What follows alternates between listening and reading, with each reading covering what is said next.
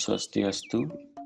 Assalamualaikum warahmatullahi wabarakatuh. Salam sejahtera untuk kita semua. Salam. Halo sahabat Stoma, apa kabar kalian hari ini? Semoga kalian selalu berada dalam keadaan sehat dan bahagia dimanapun berada. Baik, pada video pembelajaran hari ini kita akan membahas sebuah topik yang berjudul perawatan stoma, ya.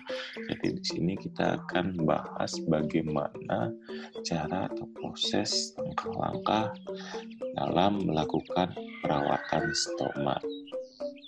Sebelum kita mulai, mohon teman-teman berkenan untuk like dan subscribe video ini, ya, untuk memberikan semangat untuk kita dalam membuat video-video pembelajaran berikutnya. Oke, untuk mempersingkat waktu langsung saja kita mulai, ya. Apa sih itu perawatan stoma? Dari pengertiannya, perawatan stoma adalah sebuah proses, ya, atau serangkaian tindakan melepas kantung stoma yang lama dan melakukan perawatan pada stoma, kulit peristoma, serta pengaplikasian kantung stoma yang baru. Ya, seperti yang kita ketahui, stoma itu adalah perlubangan sementara atau permanen, ya, untuk membuang kotoran pada lubang atau dinding abdomen, ya.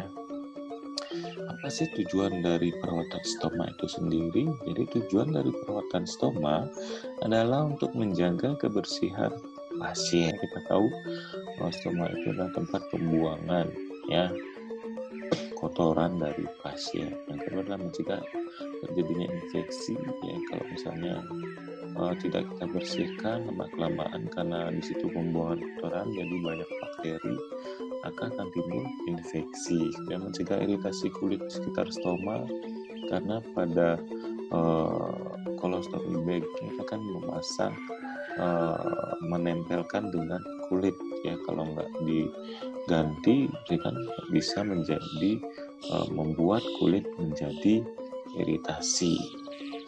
Kemudian peran kenyamanan pasien dan lingkungannya. Kalau tidak dibersihkan sampai stoma bagnya penuh, akan menyebabkan mengeluarkan bau yang tidak sedap juga, yang membuat pasien sendiri merasa tidak nyaman dan lingkungannya pun otomatis merasa tidak nyaman. Nah, kemudian indikasinya apa sih? Indikasi yang pertama adalah pasca operasi pembuatan stoma.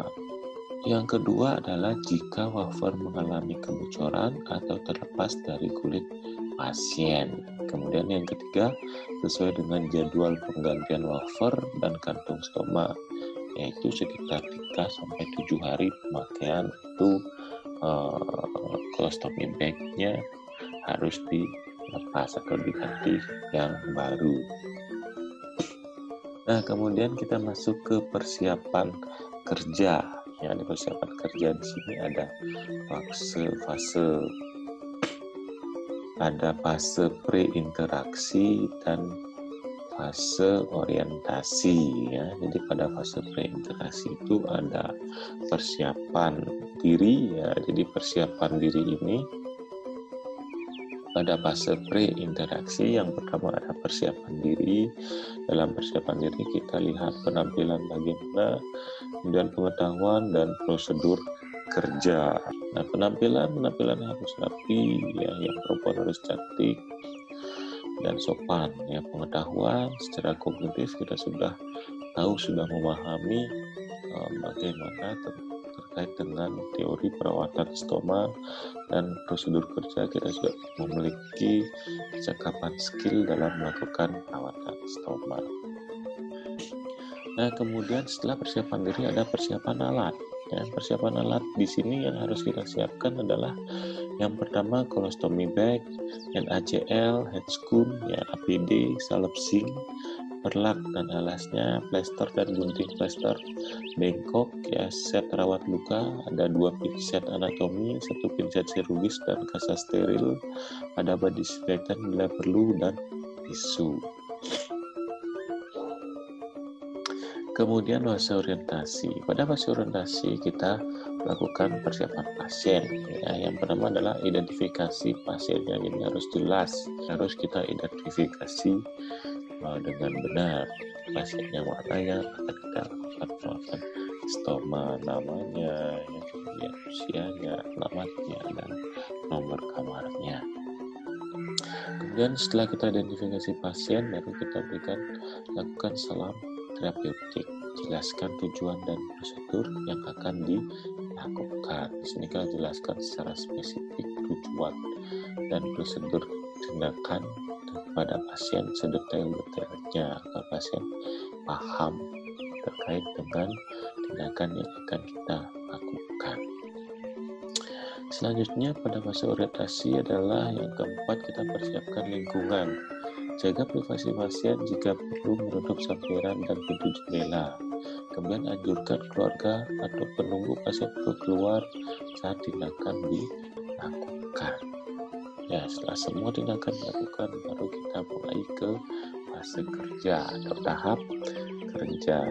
Yang pertama pada tahap kerja yang kita lakukan adalah jelaskan prosedur yang akan dilakukan. Ini step by step-nya, ya kan di awal kita kan sudah jelaskan secara umum ya, secara detail. Ya, berarti awalnya setiap step by step yang akan kita lakukan kita jelaskan juga ya. Kemudian dekatkan alat, cuci tangan dan pasang APD. Letakkan perlak dan alasnya di bagian kanan atau kiri pasien sesuai dengan letak stoma. Kemudian letakkan bengkok di atas perlak dan didekatkan ke tubuh pasien. Setelah bengkok didekatkan, observasi produk stoma. Jadi di sini kita lihat warnanya bagaimana, apakah ada kemerahan di sekitar kulit stoma. Jika ada kemerahan, jadi menandakan adanya iritasi ya. Kemudian konsistensi dan yang lain-lain. Observasi secara menyeluruh. Selanjutnya kita buka colostomy bag yang terpasang pada pasien yang lama secara hati-hati dengan menggunakan pinset dan satu tangan yang lain menekan kulit pasien ya. Kemudian letakkan colostomy bag bagian kotor dalam bengkok yang sudah kita siapkan. Selanjutnya lakukan observasi terhadap kulit peristoma dan stoma ya, kita lihat secara menyeluruh ya, ada kemerahan atau tidak ya, konsistensinya bagaimana ya. Lalu bersihkan stoma dan area kulit peristoma dengan menggunakan NaCl. Jadi kasa steril kita ambil, kita masakan dan NaCl, kemudian kita bersihkan area kulit peristoma dan stoma. Keringkan stoma dan area kulit peristoma dengan hati-hati menggunakan kasa steril yang kering ya. Kemudian berikan salep zinc tipis-tipis jika terdapat iritasi pada kulit sekitar stoma. Kemudian kita ambil colostomy bag yang baru, kemudian sesuaikan lubang colostomy bag dengan lubang stoma. Tempelkan colostomy bag dengan posisi vertikal, horizontal atau miring sesuai dengan kebutuhan pasien. Nah, selanjutnya adalah masukkan stoma melalui lubang colostomy bag. Ya, pasang dengan hati-hati.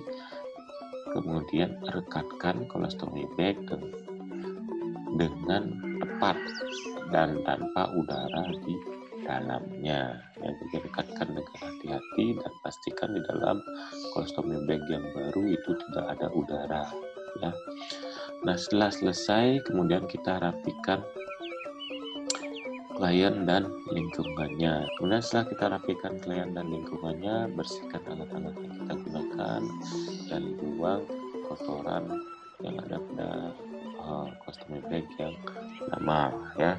Kemudian lepaskan handscoon dan APD, cuci tangan terakhir. Ya, kemudian terakhir kita evaluasi. Yang kita evaluasi adalah bagaimana perasaan pasien, ya, apakah pasien sudah merasa aman dan nyaman setelah kita lakukan perawatan stoma dan mengganti colostomy bag yang lama dan yang baru ya. Kemudian simpulkan hasil tindakan, kemudian kontrak waktu atau kegiatan selanjutnya jika ada tindakan yang akan diberikan ke pasien. Kemudian akhiri tindakan dengan sopan dan dengan baik ya. Cuci tangan kembali setelah melaksanakan tindakan, dokumentasikan prosedur tindakan pada catatan prosedur tindakan yang sudah disediakan ya. Baik, itu saja pembahasan kita untuk di pembelajaran hari ini terkait dengan perawatan stoma. Jika dalam penjelasan ada yang kurang, mohon kritik dan saran yang membangun sangat kami harapkan ya. Baik, saya harap dengan penjelasan yang sudah kita berikan tadi, sahabat stoma auto ngerti ya, terkait dengan perawatan stoma ya. Jika video pembelajaran ini dirasa bermanfaat, jangan lupa like and subscribe ya, dan sampai ketemu pada video-video pembelajaran berikutnya. Plant a seed inside the earth. Just one way to know its worth. When we celebrate the world, come on and celebrate the world.